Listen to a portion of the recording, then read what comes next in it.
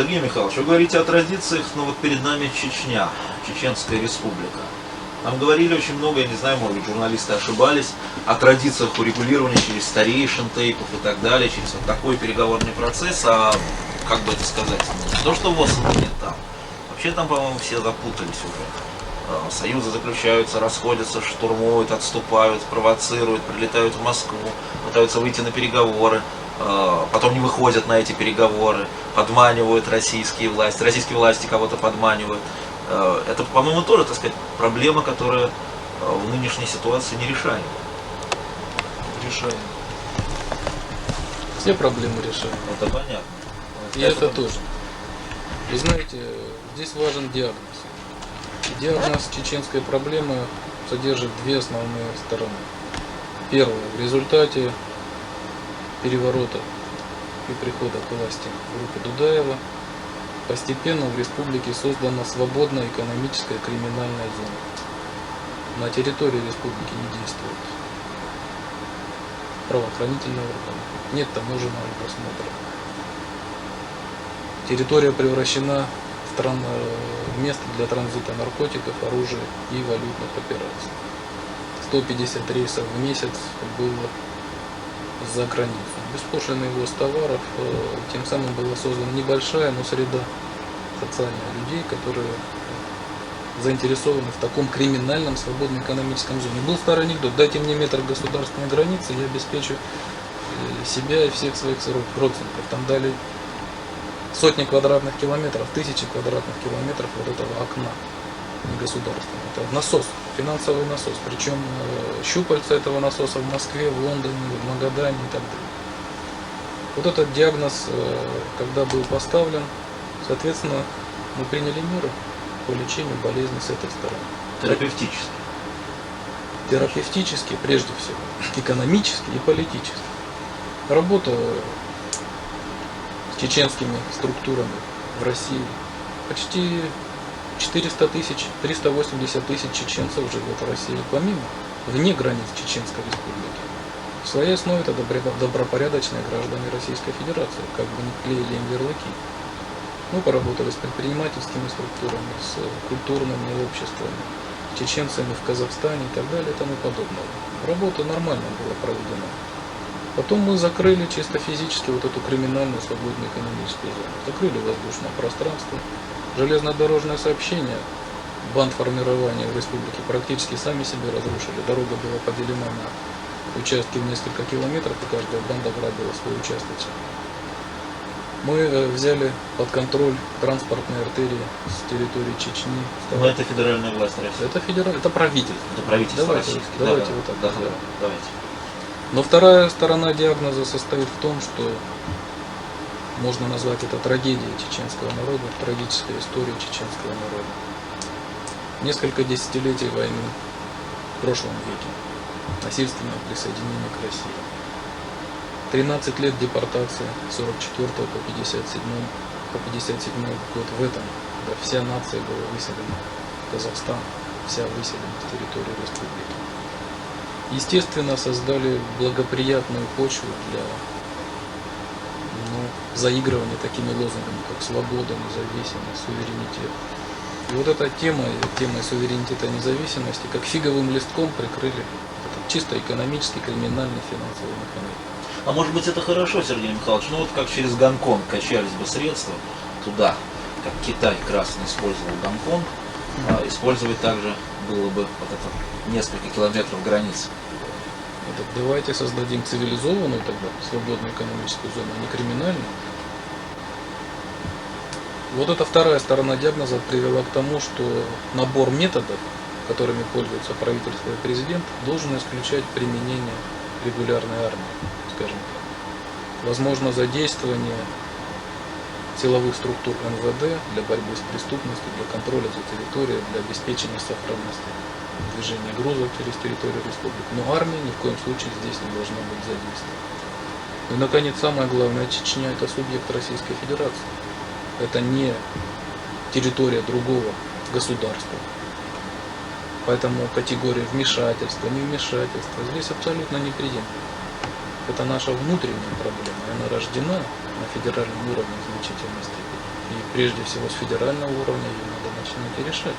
Сергей Михайлович, помните в свое время, когда Татарстан собирался выходить или декларировал, так сказать, возможности выхода, только такое длительное, спокойное терпение национальной политики Ельцина-Шахрая, как считали журналисты, продолжают считать, привело к тому, что Татарстан, Башкирия вынуждены, да, там были уступки с федеративным договором, иная система, иной договор, но тем не менее, вот никаких силовых методов, легкий шантаж, очень легкий, но тем не менее, эта проблема более-менее временная, не знаю, была решена. С Чечней же получается иначе. Правильно ли я понял, что вы противник были, есть силового метода решения, быстрого, хирургического, и по этому вопросу вы сейчас остаетесь в меньшинстве в правительстве, вот в том самом меньшинстве, о котором вы говорили? Вы знаете, я человек достаточно решительный и считаю, что есть 3 случая, когда государство обязано применять силу. Эти случаи распространяются и на данную тему. Но здесь мы имеем принципиальное отличие от ситуации с Татарстаном. С Татарстаном было с кем вести диалог. Была сторона, легитимная сторона для ведения этого диалога. Президент республики, Верховный Совет, правительство республики. В Чечне ситуация выглядит иначе. Методом от противного. С кем вести переговоры?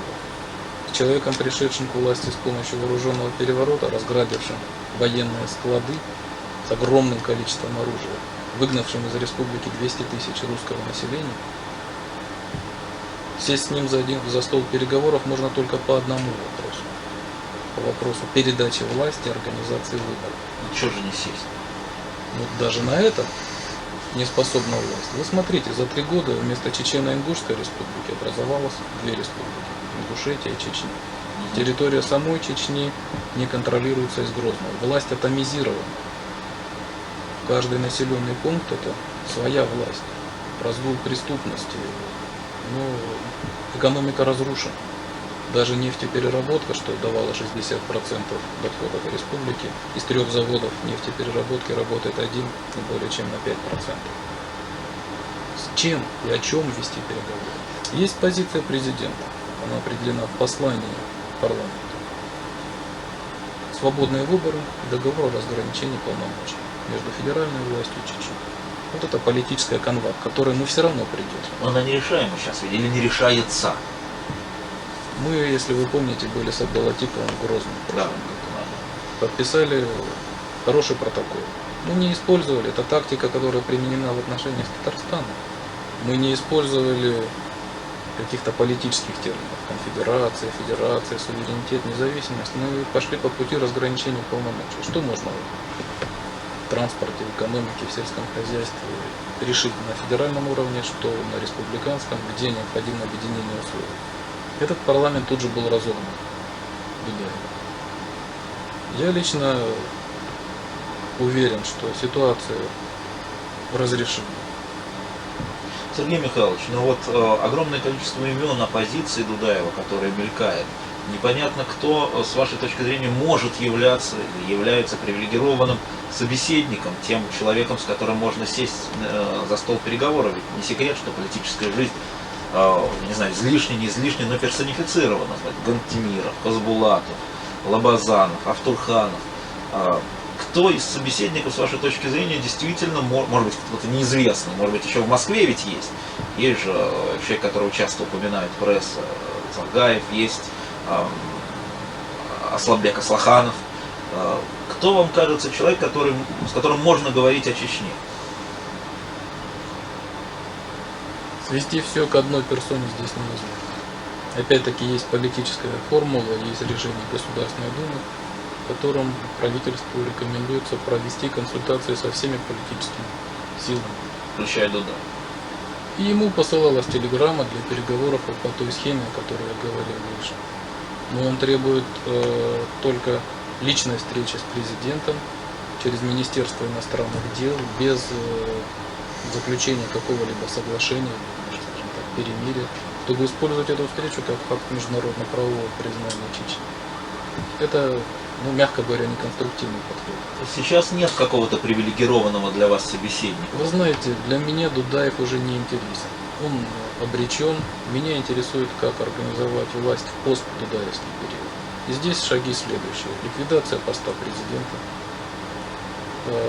родовая, в чем-то с оттенками феодальной структуры общества, когда 160 эйков, наложение на эту структуру двух основных религиозных течений республики, плюс уже чисто современных финансово-промышленных группировок чеченских, требует того, чтобы было создано правительство, переходное правительство, в котором будут представлены 5-6 основных позиций, в том числе те, о которых вы спрашиваете, Хасбулат?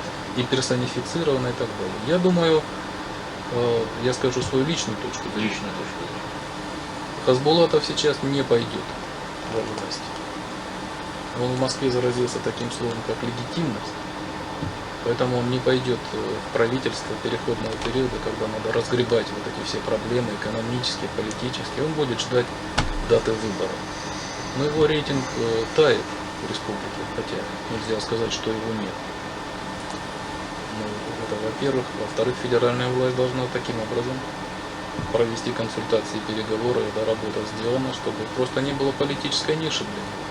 Потому что его выход на первую роль это продолжение просто конфронтации, ну как минимум с нынешним руководством Российской Федерации, а следовательно неконструктивность и затягивание политического регулирования этого конфликта. Сергей Шахрай, гость нашего эфира. Сергей Михайлович, в прессе часто пишут, и мы часто повторяем, что в чеченском вопросе, это последний мой вопрос поэтому, есть в федеральном органе власти, в федеральных органах власти 3 линии. Линия Шахрая, линия Филатова и линия Егора. Существуют ли такие линии, есть ли расхождения, которые действительно, может быть, не по сути, но по форме существуют и борются, не борются, конфронтируют между собой? Если такие линии существуют, то это чистой воды бардак. Есть общая позиция президента, есть позиция Государственной Думы по этому вопросу. Во всяком случае, я придерживаюсь этой тактики. Если кто-то подпольно хочет реализовать миссию миротворца или еще чего-то, это неконструктивная позиция. Да, Дудаев много купил в коридорах власти в Москве, извините, в средствах массовой информации. Но я думаю, для России будет национальным позором, если Дудаев будет определять линию федерального правительства на внутригосударственной политике.